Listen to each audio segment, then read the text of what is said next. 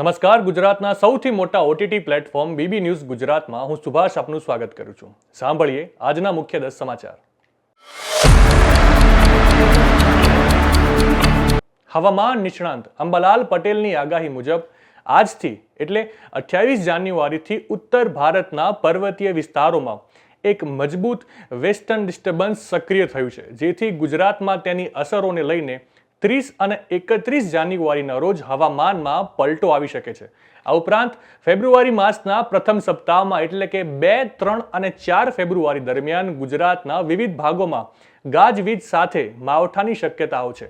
આ સમયે હવાના તોફાનોને કારણે પવનની ગતિ પણ વધુ રહી શકે છે. વાતાવરણમાં એકાએક પલટો આવતો દેખાશે અને ધુમ્મસ પણ છવાયેલું રહી શકે છે.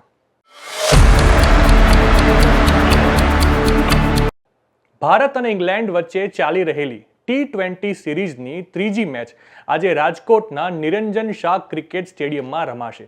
સાંજે 7 વાગ્યાથી મેચ શરૂ થશે, જેને પગલે ચુસ્ત પોલીસ બંદોબસ્ત ગોઠવાયો છે. ઉપરાંત આજે બપોરે 4 વાગ્યાથી રાત્રે 1 વાગ્યા સુધી રાજકોટ જામનગર હાઈવે પર ભારે વાહનો પર પ્રતિબંધ મૂકી ડાયવર્ઝન આપવામાં આવ્યું છે.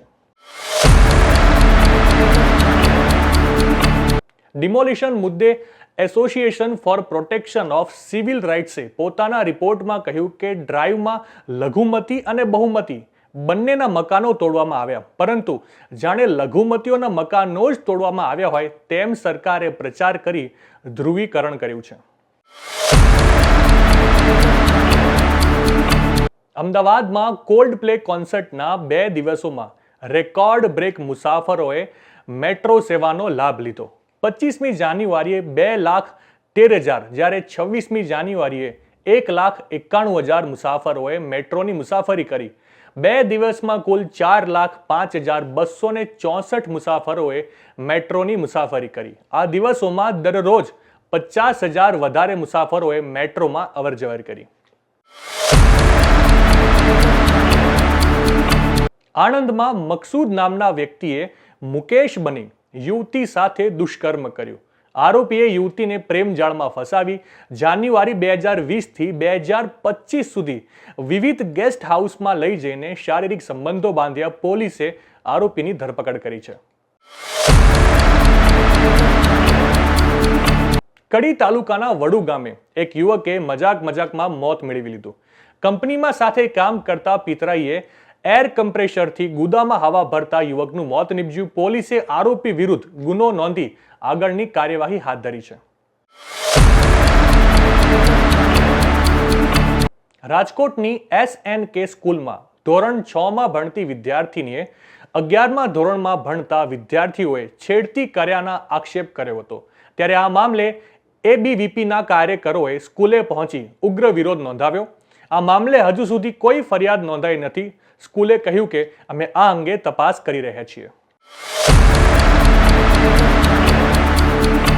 અમદાવાદના નરેન્દ્ર મોદી સ્ટેડિયમમાં 25 અને 26 જાન્યુઆરીના રોજ international British music band cold પ્લેનો કોન્સર્ટ યોજાયો હતો. ત્યારે આ 2 દિવસના કોન્સર્ટમાં અમદાવાદમાં રેકોર્ડ બ્રેક રેકોર્ડ નોંધાયા છે, જેમાં અમદાવાદમાં મેટ્રો ટ્રેનમાં દિવસમાં 4.5 લાખથી વધુ લોકોએ મુસાફરી કરી હતી.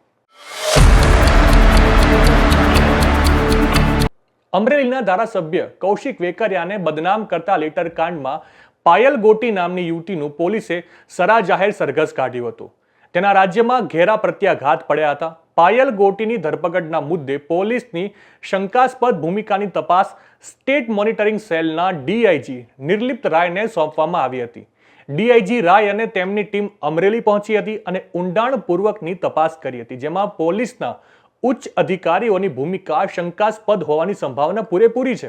આરોપ એવો થયો હતો કે અડધી રાત એટલે કે રાત્રે 12 વાગે પાયલને રીઢા ગુનેગારની જેમ પોલીસે ઉઠાવી લીધી હતી. કચ્છના મુન્દ્રામાં એસીના કમ્પ્રેશરમાં બ્લાસ્ટ થવાની ઘટના સામે આવી છે. રહેણાંક મકાનમાં લગાવેલા એસીના કમ્પ્રેશરમાં બ્લાસ્ટ બાદ વિકરાળ આગ લાગતા પિતા પુત્રી ઊંઘમાં જ બળીને ભડથું થઈ ગયા છે. જ્યારે માતાને ગંભીર હાલતમાં સારવાર અર્થે હોસ્પિટલ ખસેડવામાં આવી છે, જ્યાં તેમની હાલત નાજુક હોવાનું જણાઈ આવ્યું છે. ઘટના અંગે મળતી માહિતી મુજબ મુન્દ્રાના બારોઈ રોડ ખાતે આવેલા સૂર્યનગરમાં એક મકાનની અંદર ભયંકર આગ લાગી હતી. નવા સમાચાર, નવી અપડેટ સાથે ફરી મળીશું. ત્યાં સુધી મને રજા આપશો. નમસ્કાર.